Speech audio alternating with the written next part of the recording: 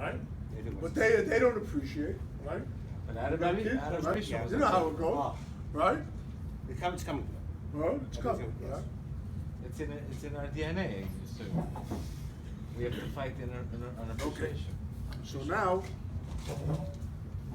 Moshe Rabbeinu, Hashem said, destroy them. I'll make you a nation. Moshe Rabbeinu said, no, you're not going to touch the hair on one head. Right? What we're going to do is you're going to forgive them. And if not, get rid of me too. Right? You got to figure out the power. Here, a man's talking to God himself, saying nothing else than you're going to not touch the hair on one head, everyone's going to be forgiven. That's when Hashem revealed the 13 attributes of mercy.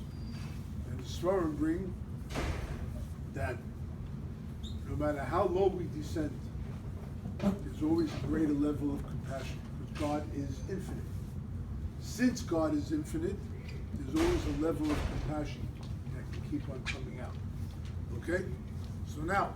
So in a way, it's a good thing, because Hashem is able to reveal more compassion.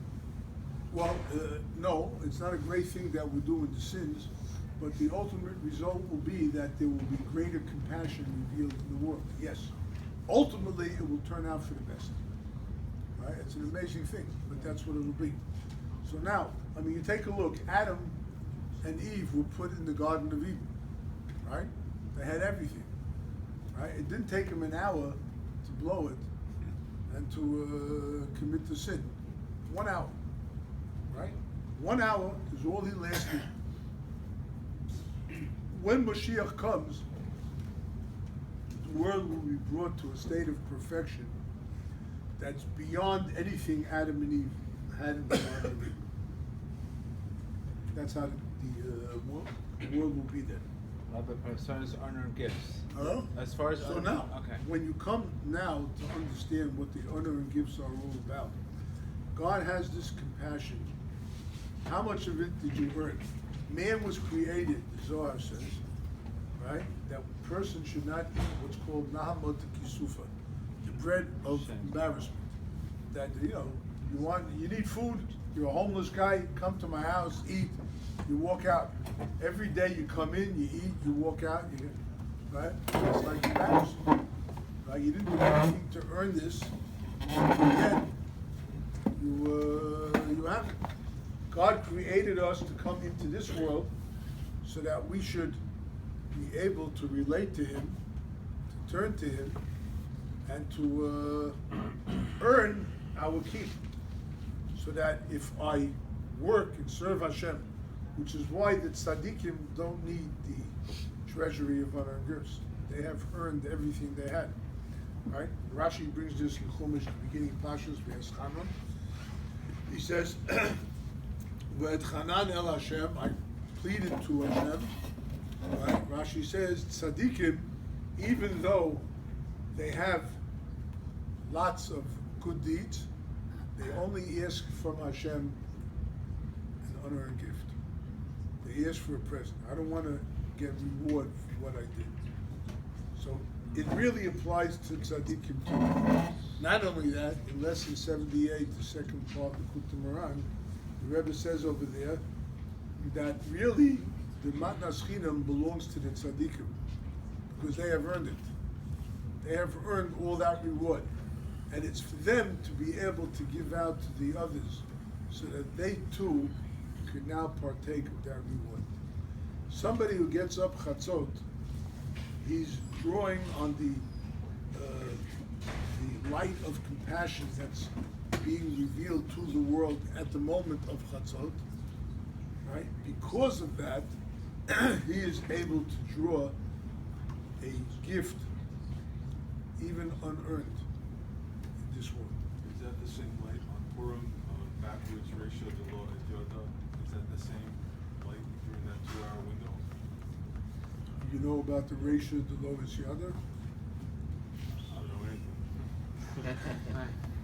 No, let me skip over that, not because I don't want to talk about it, but because the concept of ratio of the lowest yada is talking about one of the highest levels in what's called Atik.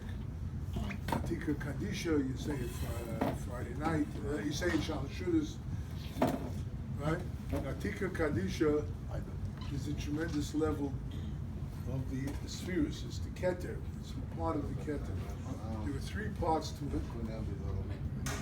One of them is the ratio de lo yada, right? The head that is not known, it's not conceivable, it's not possible to understand it, and it's the Keter. But all the compassion that really comes down to us from the 13 midot of Rachamim, that's already after the ratio de lo yada. It's down in this world, so to speak. That's a much higher level. All right, so let's not. Otherwise, we have to open up the Ari and we have to start going through 6 or 7 pages to explain it. All right? We have time. Well, we have the time, but we don't have the understanding of it.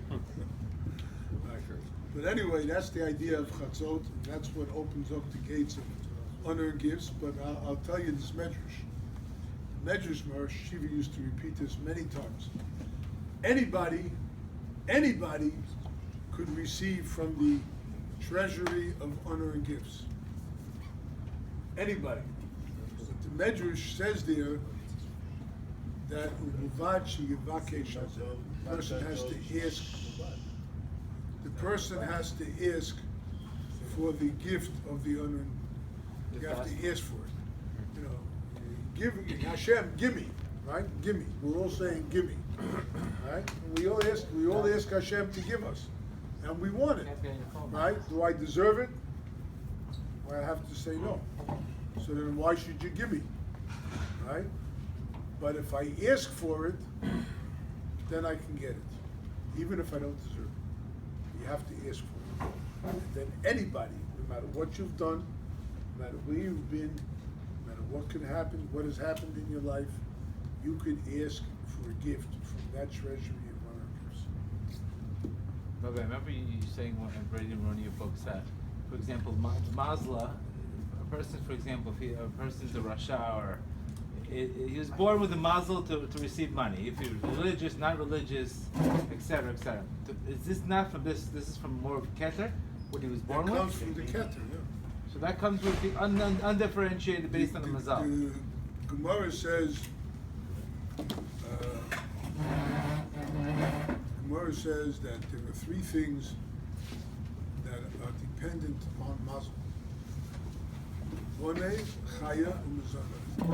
Children, life, parnasa. Life quality of years or quantity of years? Both.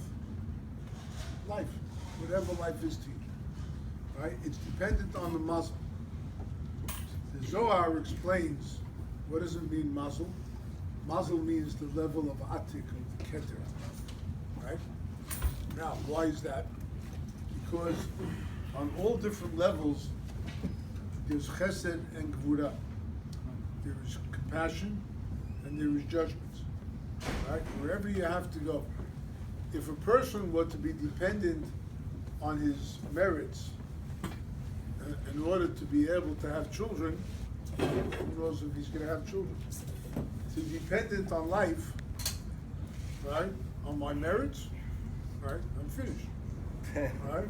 If it's dependent on my parnasa, right? According to my deeds, right? Who could ask? Who could ask for parnasa? So it comes from the mazel, from the atik, that high level, the keter. With there's no right and left. There's no chesed and gvura. There's no compassion and restraints. There it comes down, worthy, not worthy. You're going to get whatever parnasa is decreed. You're going to get whatever life is decreed, whatever children are decreed. These 3 things come from atik, from keter. So that's not dependent on anything you did or didn't do. Right? That's where it comes So from. we can't change that level. You can change it at that level. Huh? You could still change it at that level.